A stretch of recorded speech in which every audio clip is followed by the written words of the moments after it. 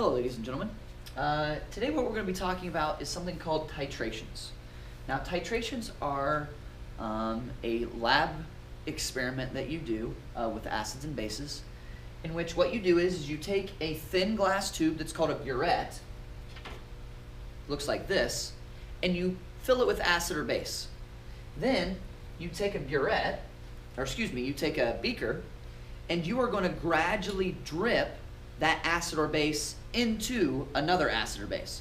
So if you have acid in the burette, you're going to have a base down here in this beaker. If you have a base in the burette, you're going to have an acid in the beaker.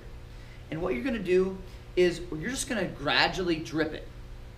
Now, what we're looking for is we're trying to find something that's called the equivalence point. Because usually what you're trying to do in a titration is you know the molarity and you know the volume of your acid and you know, say, the volume of your base, but you're trying to find the molarity of your base. Or you might be doing vice versa. You might know the molarity and the volume of your base, and you know the volume of your acid, but you're trying to find the molarity of your acid. So let's pretend for a second that up here in this burette, I have NaOH, which means inside this burette, really all that we're worried about is OH minus or hydroxide ions. Okay? And down here, this is my acid. Let's say it's HCl. Now the only thing that we're really worried about in this beaker down here is the H pluses. So I'm going to draw those in.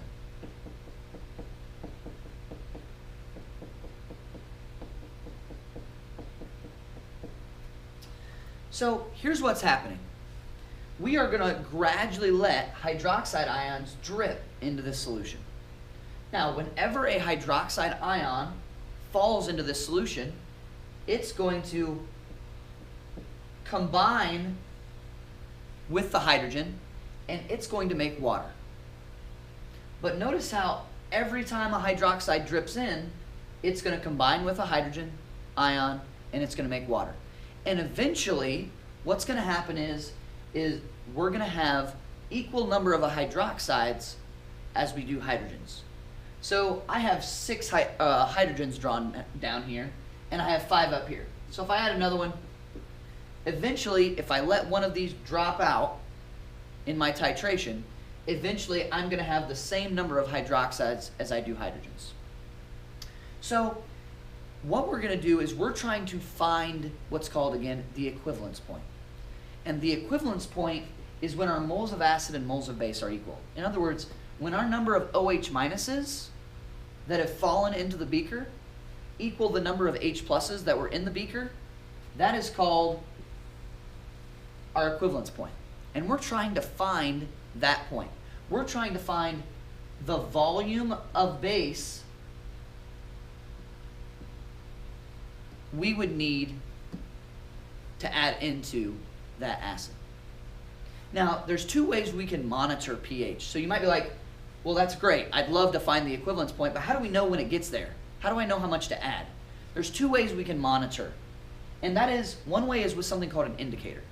An indicator is something that I put into a solution that will change color when the equivalence point happens.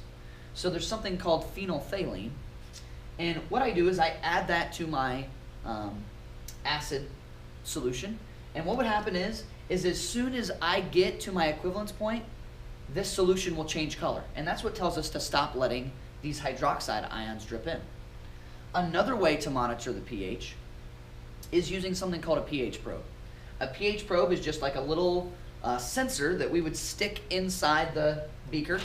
So it would just be sitting in there like this. And as we drop hydroxide ions in there, the pH is going to change. And what's interesting about a titration with a strong acid and a strong base is at the equivalence point, the pH is equal to 7.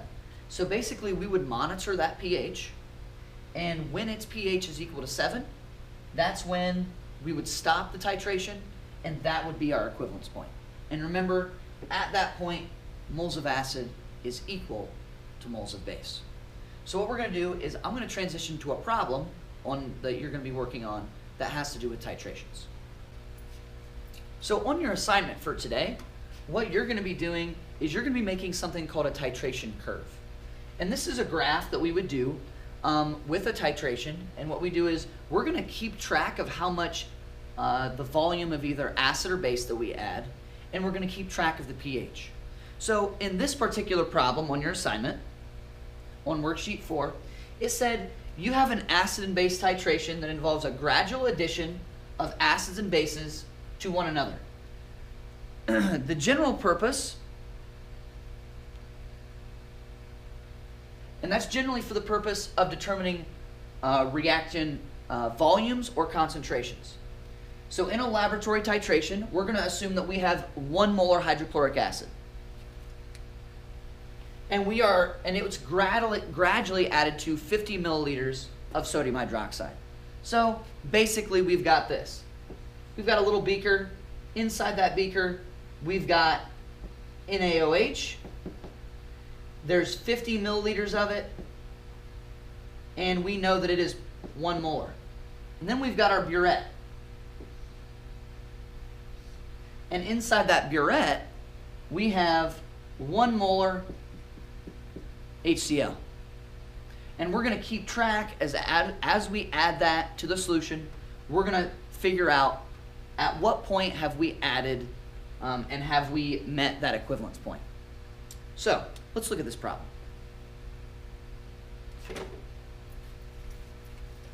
The first thing that we typically do in a problem like this is we would keep track of our data. So here's our data, and what we're going to do is we're going to graph that. So I'll get you started, then we'll take a break, and we'll come back when I've got it completely finished. So it says at 0 volume of acid added. So here on my x-axis, I have milliliters of HCl added, and on the y-axis, I have pH. So my first point is 0 milliliters of HCl, and my pH is 14, which means my point is going to be up here in the top right or top left-hand corner. Then I go to 5 milliliters and 13.9. So here would be 5 milliliters, and it's going to be at around 13.9. Then I go to 10 and 13.8. Now, I'm going to take a break, and we'll come back when this is finished.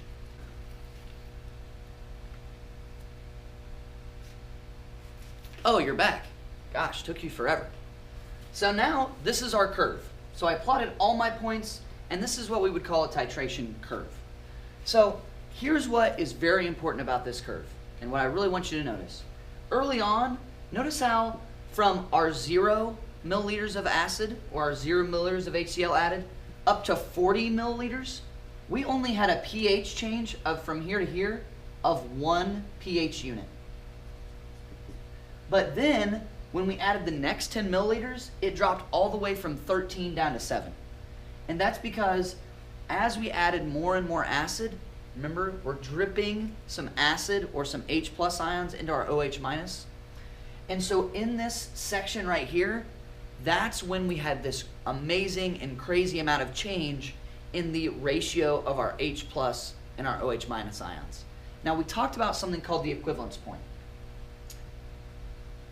The equivalence point for a strong acid and strong base titration is always at a pH of 7. And here is 7 right here. So this is our equivalence point. And it's at this point that the moles of acid is equal to moles of base. Now that's really, really important because we're going to use that fact in order to do some calculations here.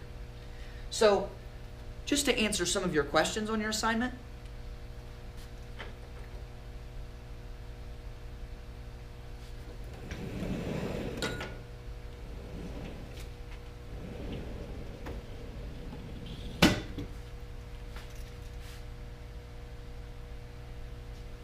it now says that we need to answer these following questions. And it says, what's the volume of 1 molar HCl that was required to reach the equivalence point?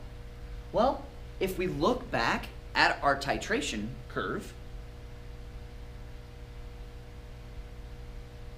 the equivalence point was located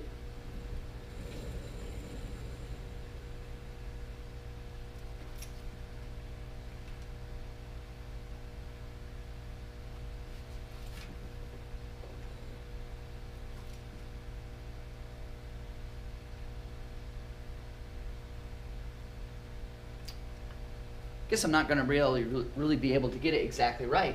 But remember, our equivalence point happened at a pH of 7. And at a pH of 7, the amount of acid that we had added was 50 milliliters. So on your assignment, you're going to put that 50 milliliters of HCl was added.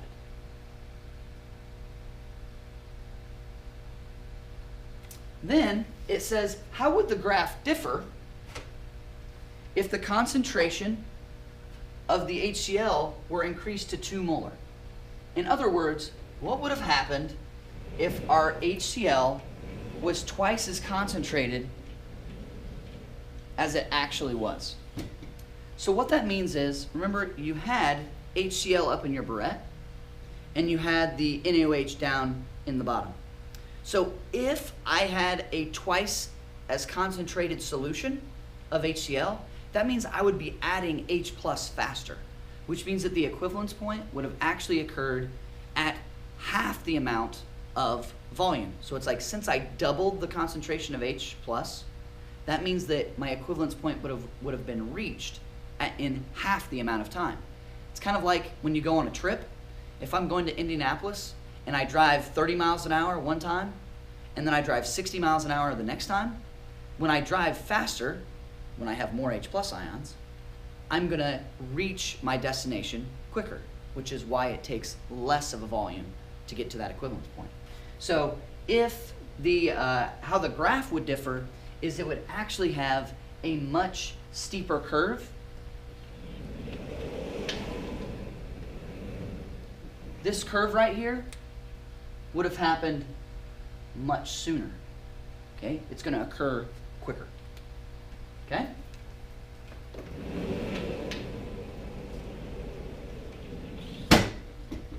Now, number 3 says to list an indicator that could be used to recognize the equivalence point. Don't worry about that problem. We haven't covered those. We'll cover those once I get back.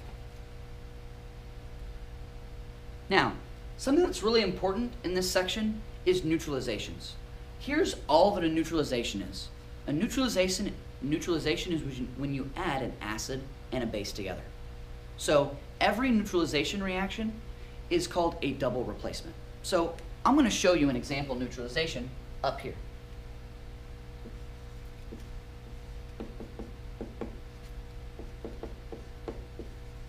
This is going to be a neutralization reaction. So in this reaction, I have a base and I'm adding it to an acid. Now, the products of every neutralization reaction are going to be water and something called a salt. Now, salt doesn't mean NaCl. It could mean NaCl, but it doesn't always mean NaCl. In fact, rarely will it be NaCl. So, here's what I want you to notice. In a double replacement reaction, remember, we take the first element of one and it's going to go with the second element of the other. And we said that water was formed. So in this reaction, I have my OH that's going to go with my hydrogen, which makes my H2O. And then I have Na going with Cl. There's my neutralization reaction. So let's look at this one. This is the neutralization reaction. And now we have HBr reacting with SrOH2. Now remember, AQ right here at the end, all that means is something called aqueous. What aqueous means is that I have this HBr and this strontium hydroxide. Those are dissolved in water. That's all that it means. It's not going to change how I balance an equation. So I take my hydrogen. My products are going to always be water and my salt that's formed. So notice how if I take my OH and it goes with hydrogen, I can kind of get rid of those pretty much. And the only things that I have left are strontium and bromine. So I have strontium and bromine. But don't forget, whenever we write a new formula, we have to crisscross the charges. Strontium's charge is +2. bromines is -1. So when I crisscross those charges, this is going to be my formula. And now I need to balance that equation. In order to balance this equation, what I need to do is, I've already got a 2 here in front, which means I'm going to actually have 2 bromines here. And I've got 2 bromines over here, so we're good there. 2 hydrogens, I've got 2 hydrogens. Strontium, 1 strontium on each side. But notice how my hydroxides don't match. Okay? I actually have 2 oxygens on this side of the equation. So in order to increase my amount of oxygens by 1 and my hydrogens by 2, I'm actually going to need a 2 in front of my water. And now everything should be balanced here. Because I have 2 hydrogens here and I have 2 hydrogens here, that makes 4 hydrogens. 2 times 2 here gives me 4. And I also have 2 oxygens here and I have 2 oxygens there. So I'm actually good to go there. Now it also says that you need to name the acid, base, and salt in this reaction.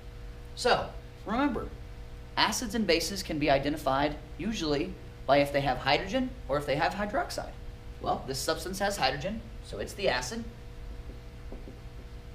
This substance has hydroxide, so it's the base.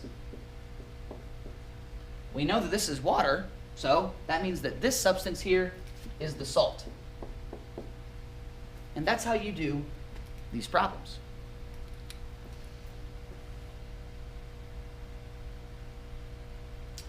Now, the next thing we're going to do is something called a titration problem. Now, in these types of problems, you're going to use something called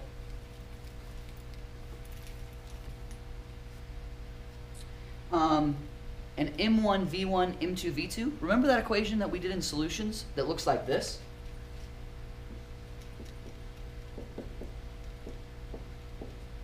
We are going to use this exact same equation, except instead of writing 1 and 2, we're not talking about a dilution anymore.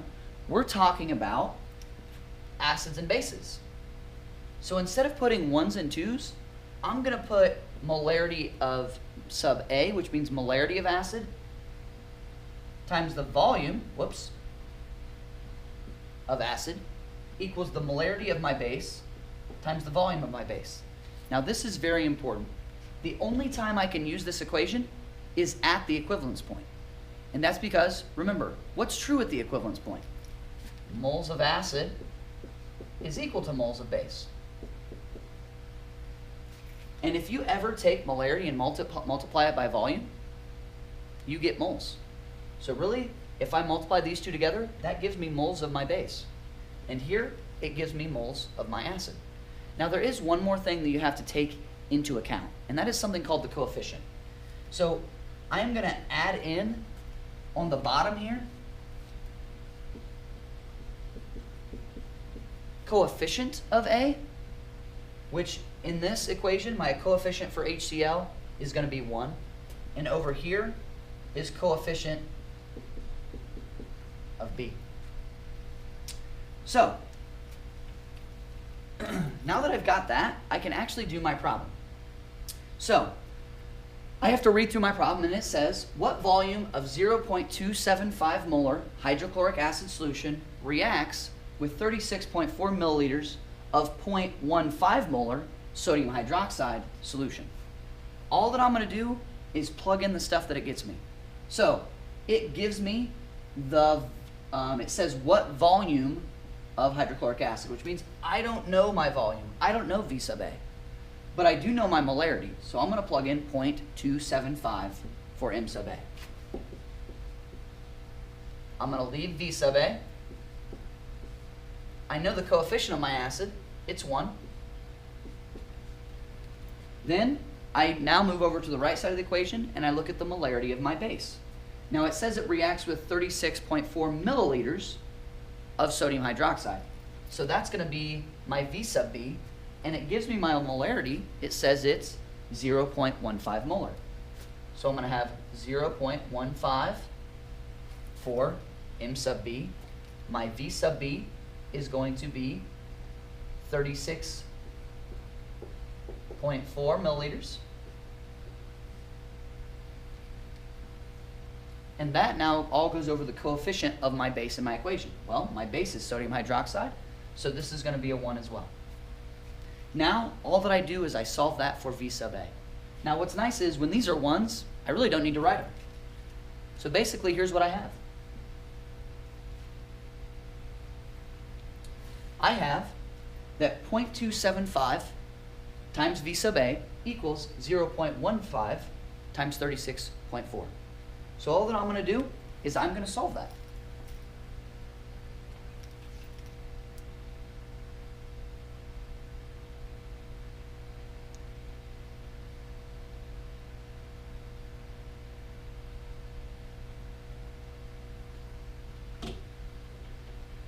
This is equal to 5.46. So I have 0.275 V sub A equals 5.46. I divide both sides by 0.275. This is going to cancel. And now I do 5.46 divided by 0.275. And I get 19.85.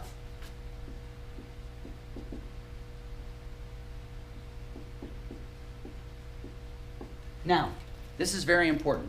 Because my V sub B was in milliliters, that means my V sub A also has to be in milliliters. If this number was in liters, then that means my V sub A would be in liters. So you just have to make sure that your volumes are the same on both sides, which means this is my answer. That's the volume of HCl that I would need. Now, the only way that these other problems are going to be different is their coefficients might change. So you have to pay attention to what's in front of the acid and the base, and you have to apply it correctly. Your compound that has the hydrogen in front of it is always going to be the acid. Your substance that has OH is always going to be your base. Make sure you remember that. Thanks for watching.